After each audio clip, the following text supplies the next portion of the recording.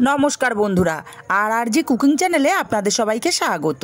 আজকে নিয়ে হাজির হয়ে গেলাম সোয়াবিনের এমন একটা রেসিপি যেটা খেলে মাছ মাংস কোনো কিছুর দরকার পড়বে না। তো চলুন শুরু করা যাক। এখানে বেশ কিছুটা সোয়াবিন গরম জলে কিছুক্ষণ ভিজিয়ে তারপর ঠান্ডা জলে 4-5 বার খুব ভালো করে ধুয়ে নিয়েছি। এখন সোয়াবিনগুলোকে চিপে জল বের করে দেবো। তবে সব জল চিপে বের করবো না, সামান্য পরিমাণে জল রাখতে হবে, না হলে সোয়াবিনগুলো পেস্ট করা যাবে না। সরাসরি জল চিপে চেপে মিক্সার জারের মধ্যে সোয়াবিনগুলো দিয়ে দিলাম। দিয়ে দেবো এখানে 1/2 ইঞ্চি পরিমাণে আদা, আর দেবো ঝালের জন্য 4-5টা কাঁচা লঙ্কা। মিক্সার জারটা ঘুরিয়ে সোয়াবিনগুলো কিছুটা পেস্ট করে নিয়ে তারপরে এখানে আগে থেকেই আমি 1 কাপ পরিমাণে মুগ ডাল ভিজিয়ে রেখেছিলাম। এখন এই মুগ ডালগুলোকে দিয়ে দেব। তবে খেয়াল রাখতে হবে খুব বেশি জল দেওয়া যাবে না, আবার একেবারে শুকনো শুকনো করেও দিলেও বাটা যাবে না। সব পেস্টটাকে করে নিয়ে আমি একটা আলাদা পাত্রে নিয়ে নিয়েছি। 1/2 চামচ হলুদ, 1/2 চামচ দিলাম চিনি, আর 1/2 চামচ কালো জিরে, 1/2 চামচ ভাজা জিরের গুঁড়ো, আর 1/2 চামচ দিলাম লঙ্কার গুঁড়ো, স্বাদ মতো লবণ। সব কিছু দিয়ে খুব ভালো করে মিশিয়ে নেব। বন্ধুরা, রেসিপিটা ভালো লাগলে একটা লাইক দিতে কিন্তু ভুলবেন না, আপনাদের একটা লাইক অত্যন্ত গুরুত্বপূর্ণ। পেস্টটা আমার রেডি হয়ে গেছে। এবার কড়াই গরম করে দিয়ে দেব পরিমাণ মতো তেল। তেলটা গরম করে এখানে ছোট ছোট করে বড়ার আকারে দিয়ে দেব। আপনারা ছোট বড় সাইজ আপনাদের পছন্দ মতো করে নিতে পারেন। বেশ কিছুটা বড়া এখানে দিয়ে দিয়েছি। তারপরে 1 পিঠ ভাজা হলে এবার আরেক পিঠ উল্টে দেব, আর উল্টে পাল্টে বড়াগুলোকে বেশ একটু কড়া করে ভেজে নিতে হবে।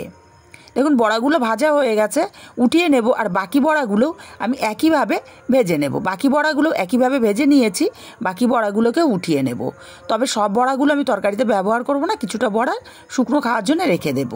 বড়াগুলো উঠিয়ে নিয়ে কড়াইতে আরেকটু তেল দিয়ে দিলাম এখানে কেটে রাখা আলু আর পটল, আর সামান্য লবণ হলুদ দিয়ে পটল আলুগুলোকে একটু লাল লাল করে ভেজে নেব। পটল আলুগুলো ভাজা হতে থাক, ততক্ষণে মশলা করে নেব।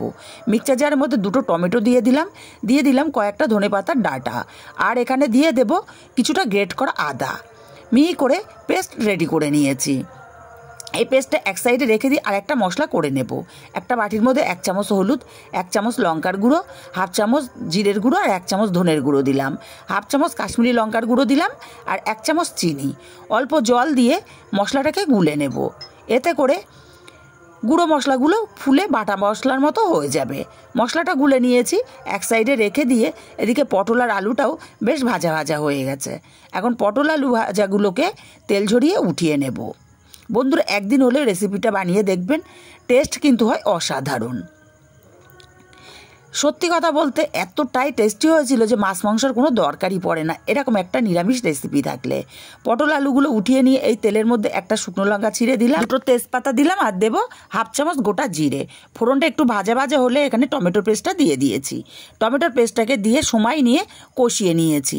টমেটো পেস্টটাকে দিয়ে ভালো মতো কষানো হয়ে গেলে এখানে দিয়ে দেব গুলে রাখা গুঁড়ো মশলাটা। এই গুঁড়ো মশলাটাকে দিয়েও ধৈর্য নিয়ে কষিয়ে নিতে হবে মশলাটাকে। যত মশলা ভালো কষানো হবে তরকারির টেস্ট ততটাই ভালো হবে। মশলাটা কষাতে কষাতে মশলা থেকে তেল ছেড়ে দিয়েছে। এখন ভেজে রাখা পটল আর আলু দিয়ে দিলাম, আর দিলাম স্বাদ মতো লবণ। আলুটাকে মশলার সাথে একটু সময় নিয়ে কষিয়ে নেব। 2 থেকে 3 মিনিট সময় নিয়ে পটল আর আলুটাকে কষিয়ে নিয়েছি।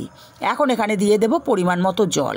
তবে জলটা একটু বেশিই দিতে হবে, কারণ বড়াগুলো বেশ জল টেনে নেবে। ভালো করে নাড়াচাড়া করে মিশিয়ে দিয়ে ঢাকা দিয়ে আমি 5 মিনিট রান্না করে নেব। 5 মিনিট পর ঢাকাটা খুলে নিলাম। এখন নাড়াচাড়া করে দেখে নেব আলুটা সেদ্ধ হয়েছে কতটা। আলুটা সুন্দর মতো সেদ্ধ হয়ে গেছে, দেখুন সম্পূর্ণ ভেঙে গলে যাচ্ছে আর কি। এখন ভেজে রাখা সোয়াবিন মুগ ডালের বড়াগুলো দিয়ে দিলাম। ভালো করে নাড়াচাড়া করে মিশিয়ে দেব। দিয়ে ঢাকা দিয়ে আমি আরও 3 মিনিট রান্না করে নেব। 3 মিনিট পর ঢাকাটা খুলে নিয়ে বেশ কিছুটা ধনেপাতা কুচি দিয়ে দিলাম, অল্প একটু দিলাম গরম মশলার গুঁড়ো, আর 1/2 চামচ ঘি। গরম মশলার ধনেপাতাটা খুব ভালো করে নাড়াচাড়া করে মিশিয়ে দেব।